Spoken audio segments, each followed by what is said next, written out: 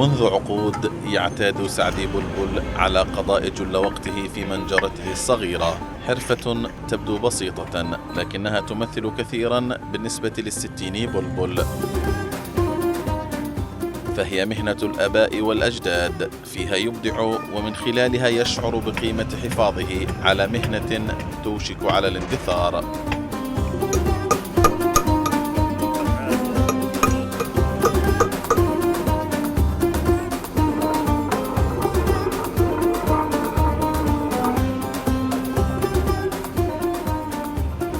احنا بنعتز بالمهنة هذه، لكن المردود تبعها زي ما تقول حاجات ما بتبنيش الواحد عالي فوق، زي التجارة زي حاجات تانية. بتظل محدودة اللي بتعيش الواحد بس مش أكتر. هذا تبعت سيدي أبويا فوق 150 سنة هذا عمرها. هيا سيدي هذا نجار من زمان. رغم صغر مساحة المنجرة الكائنة في حي الشجاعية شرق غزة، لكنها تزخر بمنتجات كثيرة جلها ما زال يستخدم في الحياة اليومية للفلسطينيين، وإن كان بشكل أقل من ذي قبل.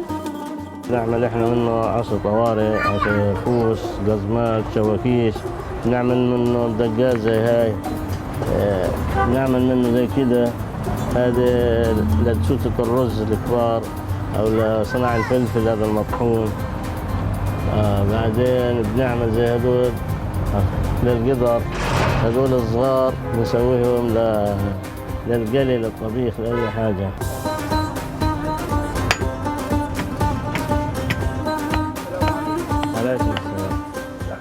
كبار السن من أمثاله يستمتعون بزيارته بشكل شبه يومي، يتبادلون أطراف الحديث ويترك بعضهم العناء لنفسه ليتذكر بعض الأناشيد والأغاني القديمة.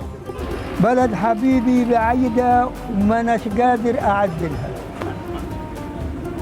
مرقت عن شيخ عالم بيقرأ في معادلها، رمى الكتاب من يمينه والتفت قال لي بين الصباح والمساء ربك يعدلها.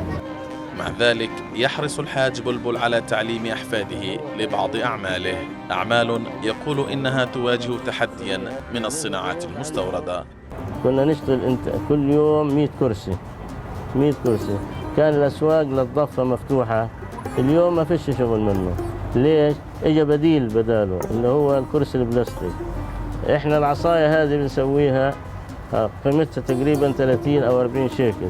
في صيني إجا من برا زي هذه صيني، هذه تنباع ب8 شيكل، فهذه قللت الأهمية من هذا تراث له الغزة. كثيرون من أمثال الحاج بلبل في غزة يحرصون على استمرارية مهنتهم باعتبارها جزءا من التراث الفلسطيني، تراث يشكل وجها آخر في منظومة مقاومة الاحتلال.